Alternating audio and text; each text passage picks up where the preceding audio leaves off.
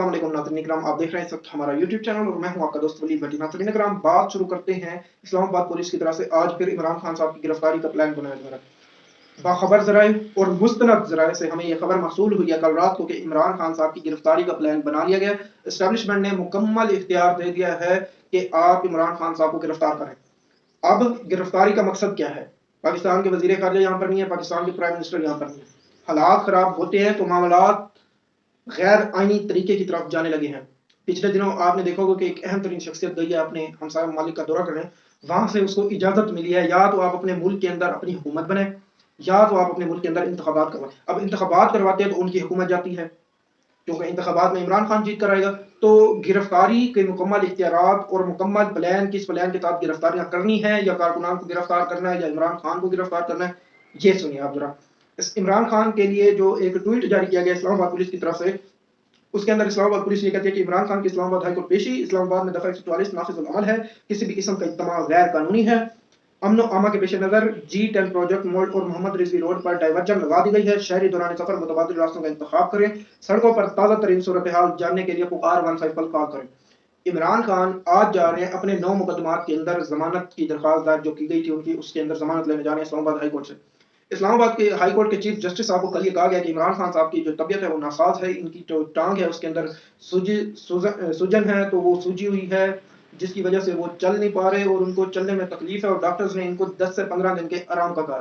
और एक एक्सरे की रिपोर्ट भी दिखाई गई है chief justice Islamabad high court को और जस्टिस मियां गुल हसन को। लेकिन नाज़रीन इकराम, वहां पर chief justice Islamabad high court Mohsin Akhtar Kiani साहब और जस्टिस मियां गुल हसन साहब ने कहा कि कल अगर इमरान खान साहब पेश नहीं हो रहे तो हम इनकी दरखास्त जमानत जो है उसको खारिज कर देंगे। तो आज इमरान खान साहब पेश होने जा रहे इस्लामाबाद हाई कोर्ट। तो गिरफ्तारी का प्लान मुकम्मल है। इस्लामाबाद पुलिस पहुंच चुकी है, रेंजर पहुंच चुकी है, इसके बाद एलर्ट फोर्स जो है वो भी पहुंच चुकी है, रैपिड रिस्पांस फोर्स जो है वो भी वहां पर मौजूद है। रेंजर्स के बाद आंसू गैस के शेल फायर करने के जो चीजें हैं, सामान है, वो भी मुहैया करा दिया गया रेंजर्स को भी, पुलिस को भी और रैपिड रिस्पांस फोर्स को भी। वहां पर हर वक्त जो है ये पैरामिलिट्री फोर्सेस जो है वो गश्त करेंगी, जिसके अंदर सिविल कपड़ों के अंदर पुलिस वाले गिरफ्तारियां भी करेंगे जिस तरह पिछली पेशी के ऊपर करते आए हैं। अब ये पुलिस जो है वहां पर हालात कशीदा करेगी। हालात को कशीदा करके इमरान खान साहब को गिरफ्तार करने की कोशिश की जाएगी या उसी वक्त मुकदमा दर्ज करके इमरान खान साहब के ऊपर एक और मुकदमा चलाया जाएगा और मुकदमों की तादाद हो जाएगी 122। पिछले एक साल के अंदर उस शख्स के ऊपर जिसके ऊपर 71 साल में कोई दहशत गर्दी का पर्चा नहीं है, नाजरीन इकराम, एक साल के अंदर उस शख्स के ऊपर 122 दहशत गर्दी, बगावत, गद्दारी और इक़दाम कत्ल के मुकदमात दर्ज कर दिए गए हैं। और वो शख्स कौन है? वो इस मुल्क का साबिक प्राइम मिनिस्टर है। और इस वक्त जो हालात नजर आ रहे हैं हमें हर बाशूर शख्स को कि अगर इलेक्शन हो तो पाकिस्तान के अंदर सबसे बड़ी सियासी पार्टी का सरबराह है जिसका नाम है जनाब इमरान खान, जिसने इस मुल्क को वर्ल्ड कप जीत कर दिया, जिसने इस मुल्क को शौकत खानन दिया, जिसने इस मुल्क को एहसास प्रोग्राम दिया, जिसने इस मुल्क को कोरोना के अंदर बेहतरीन हिकमत अमली अपनाते हुए तरक्की की राह पर गामजन किया, जिसने इस मुल्क को डिफॉल्ट के खतरे से बचाया, जिसने भारत को मुंह तोड़ जवाब दिया, जिसने अक़वाम मुत्तहिदा के अंदर ठहर कर नाज़रीन इकराम पूरी अक़वाम आलम को ललकारते हुए कहा कि अगर इंडिया की तरफ से हमारे ऊपर हमला किया जाता है या किसी दूसरे गैर मुस्लिम कंट्री की तरफ से हमारे ऊपर हमला किया जाता है तो हम जवाब देने का सोचेंगे भी नहीं। हम ला इलाहा इल्लल्लाह पर यकीन रखने वाले हैं और हम फौरन जवाब देंगे और रिटेलिएट करेंगे उस शख्स के खिलाफ, उस मुल्क के खिलाफ जो हमारी सरहदों को पार करने की कोशिश करेगा, जिसने इस मुल्क को खत्म नबूवत के कवानीन दिए, जिसने इस मुल्क के हर बाशऊर और दीदा देर जो नई नस्ल है उसको पड़वान चढ़ाने के लिए उनको शऊर दिया कि कौन आपके मुल्क को लूटते हैं, कौन इस मुल्क का पैसा खा रहे हैं। नहीं तो इस मुल्क के अंदर तो नाज़रीन इकराम बारियां लगनी थी, तू आ मैं जा, तू जा मैं आ, इस तरह के। पीपल्स पार्टी जाती, नून लीग आती, नून लीग जाती, पीपल्स पार्टी जाती, ये दोनों जाते, एस्टैब्लिशमेंट आ जाती, एस्टैब्लिशमेंट जाती, फिर इन दोनों की बारियां लग जाती। इमरान खान वो वाहिद शख्सियत है जिसने 26 साल कैंपेन चलाई इस मुल्क के अंदर, किसी डिक्टेटर की गोद में बैठकर नहीं आने वाला था। प्रो सियासी निज़ाम के तहत वो इस मुल्क का वज़ीर आज़म बना और फिर एक साजिश के तहत उसको वज़ीर आज़म की गद्दी से उतार दिया गया। क्योंकि वो इस्लामी ममालिक का इत्तेहाद करने जा रहा था, क्योंकि वो अमेरिका की बात नहीं सुनता था, क्योंकि उसने कहा था कि हमें अगर अमेरिका इस मुल्क के अंदर ड्रोन अटैक करने के लिए आएगा तो मैं अपनी एयरफोर्स को ऑर्डर दूंगा कि वो उनका ड्रोन मार गिराए। उसने कहा था कि अगर आपने हमारे मुल्क के अंदर दहशतगर्दों के ऊपर ड्रोन हमले करने हैं तो हमें भी इजाजत दी जाए कि हम भी लंदन के अंदर जाएं, अपना ड्रोन भेजें और वहां पर बैठे हुए पाकिस्तान का एक बहुत बड़ा दहशतगर्द अल्ताफ हुसैन, जिसके ऊपर पाकिस्तान के अंदर हजारों कत्ल के इल्जामात हैं, उसको ड्रोन हमले के जरिए खत्म कर दें। اس شخص کو کہا گیا ناظرین کرام جس نے اسلامی ممالک کا آپس میں اتحاد، پاکستان میں اسلامی قوانین کی جو ایک بنیاد رکھی اور احساس پروگرام چلایا، دنیا کا نمبر 1 اور بہترین جس کو پوری دنیا ایکنالج کرتی ہے اس پروگرام کو، اس شخص کے اوپر 1 سال کے اندر 122 دہشت گردی، اقدام قتل، بغاوت اور غداری کے پرچے کاٹ دیے گئے۔ اور غداری بھی کس سے؟ اس ملک سے جس ملک کی نوجوان 70% نوجوان آبادی اس شخص کی پارٹی کے ساتھ کھڑی ہوئی ہے۔ اب آپ اگر کسی سیاسی پارٹی کو غدار یا باغی قرار دیتے ہیں تو صرف اس سیاسی پارٹی کے سربراہ کو ہی نہیں قرار دیتے، اس پارٹی کے اندر جتنے بھی لوگ ہوتے ہیں ان سب کو آپ غدار اور بغاوت کے یعنی کہ قانون کے اندر لے کر شکنجے کے اندر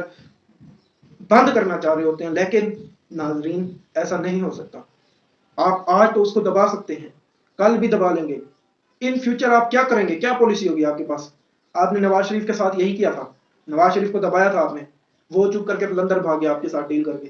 کیا آپ نے اس کو دبا لیا؟ پھر واپس اقتدار دینا پڑ گیا نا آپ کو اس کو۔ اسی طرح آپ کسی بہت بڑی سیاسی پارٹی کے سربراہ کو دبا نہیں سکتے، آپ کسی سیاسی شخص کو، اور اب میں مراد سعید کی اگر میں بات کر دوں یہاں پر تو مراد سعید کو دھمکیاں دی گئی ہیں، اور آج ناظرین کرام جوڈیشل میجسٹریٹ نے مراد سعید کے بغاوت کے قانون کے اندر ناظرین کرام اس کے روکار جاری کر دیا گیا، گرفتاری کے ڈی سی مالاکان کو کہا گیا کہ مراد سعید کو گرفتار کر کے یہاں پر پیش کیا جائے عدالت کے اندر۔ اب مراد سعید کو پچھلے دنوں قتل کی دھمکیاں موصول ہوئی ہیں، اس کو ناظرین کرام دھمکیاں دی گئی ہیں کہ اگر آپ سوات آئے، اور اس کی سب سے بڑی مثال جب قبل کے اندر ناظرین کرام سی ٹی ڈی کے دفتر کے اندر دھماکے ہوئے تو جس کا یہ پولیس افسران کہتے ہیں کہ یہ ناظرین کرام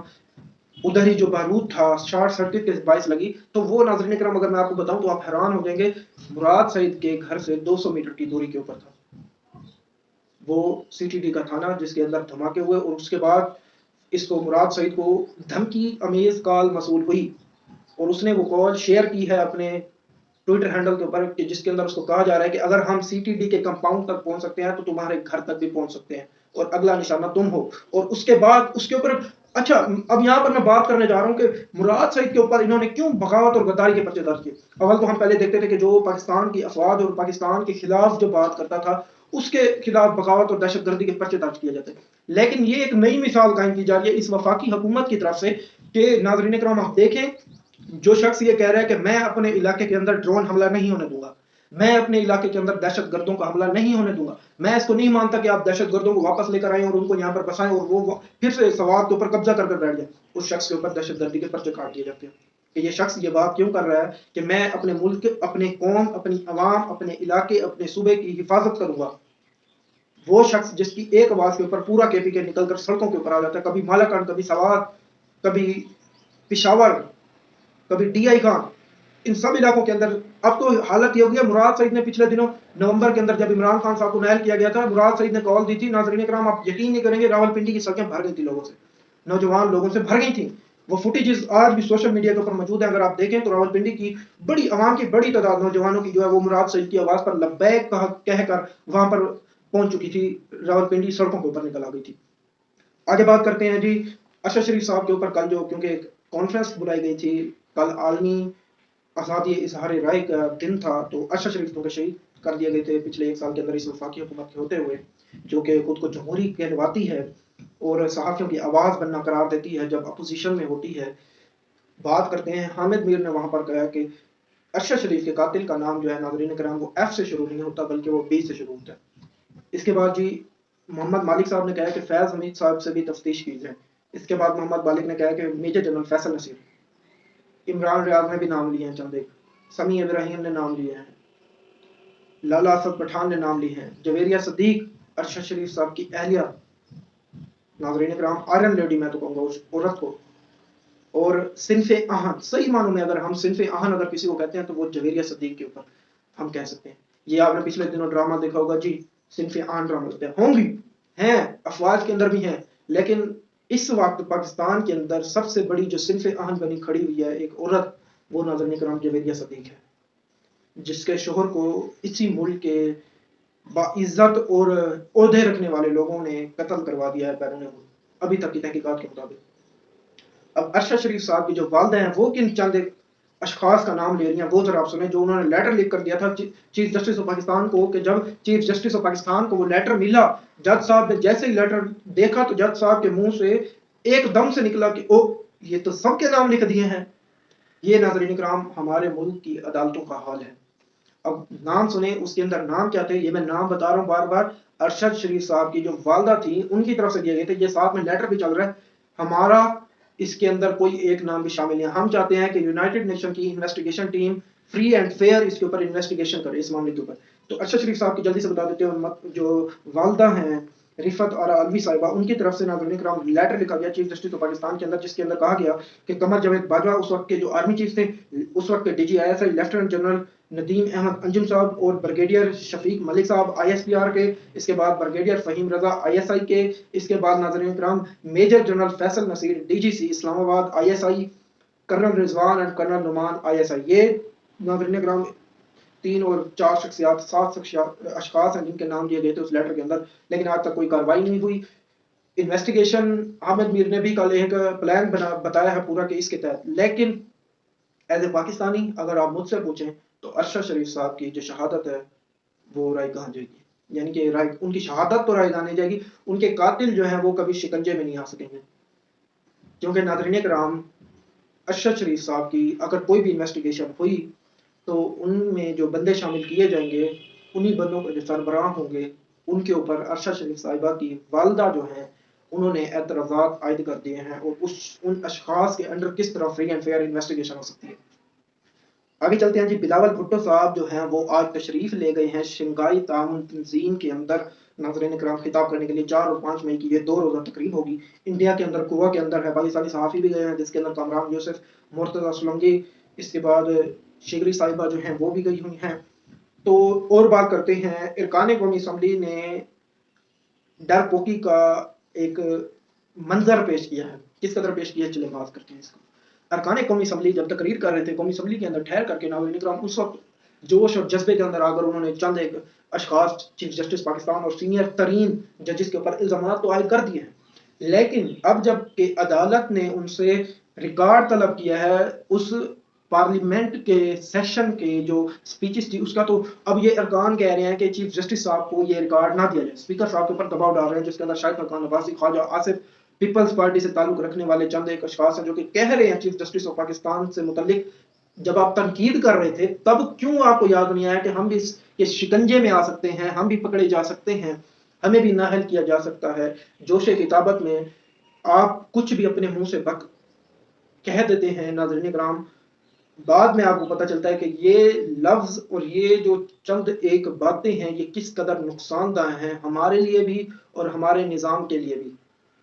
اداروں کو آپس میں لڑوانے کی بات تو کر دی تھی آپ لوگوں نے کہ ہم جی یہاں پر کھڑے ہوئے ہیں، لیکن اب جب ریکارڈ دینے کی باری ہے تو اب آپ ڈر رہے ہیں۔ اللہ حافظ ناظرین کرام، عمران خان صاحب اب تک کی اطلاعات کے مطابق اسلام آباد پہنچ چکے ہیں اور گرفتاریوں کا عمل جو ہے وہ شروع ہونے لگا ہے۔ 10 سے 20 گاڑیاں وہاں پر موجود ہیں اب تک کی اطلاعات کے مطابق، 10 سے 20 گاڑیاں موجود ہیں ناظرین کرام، وہاں پر بختر بند گاڑیاں بھی موجود ہیں۔ گرفتاری کا مکمل پلان ہے ان کے پاس کہ گرفتار لازمی کرنا ہے، کیونکہ اگر گرفتار نہیں کریں گے تو عمران خان صاحب نے کہا ہے کہ ہفتے کے روز ہم چیف جسٹس آف پاکستان کے حق میں ریلی نکالنے جا رہے ہیں، اور وہ ریلی ناظرین کرام کب لانگ مارچ اور احتجاج میں تبدیل ہو جاتی ہے یہ کہنا ابھی قبل از وقت ہوگا۔ تو آپ ہمارے چینل کو لائک بھی کر دیجیے گا، سبسکرائب بھی کر دیجیے گا، اور بیل آئیکن کے بٹن کو دبانا نہ بھولیے گا تاکہ جتنی بھی آنے والی ویڈیوز ہیں وہ آپ تک بر وقت پہنچ سکیں۔ اور آپ ہمارے چینل کا بھی خیال رکھیں، کافی عرصے سے ہم ولاگز بنا رہے ہیں، ہمیں رسپانس اتنا اچھا نہیں مل رہا، تو ہم آپ سے ریکویسٹ کرتے ہیں کہ آپ ہمارے چینل کو سبسکرائب کر دیں۔ اللہ حافظ ناظرین کرام۔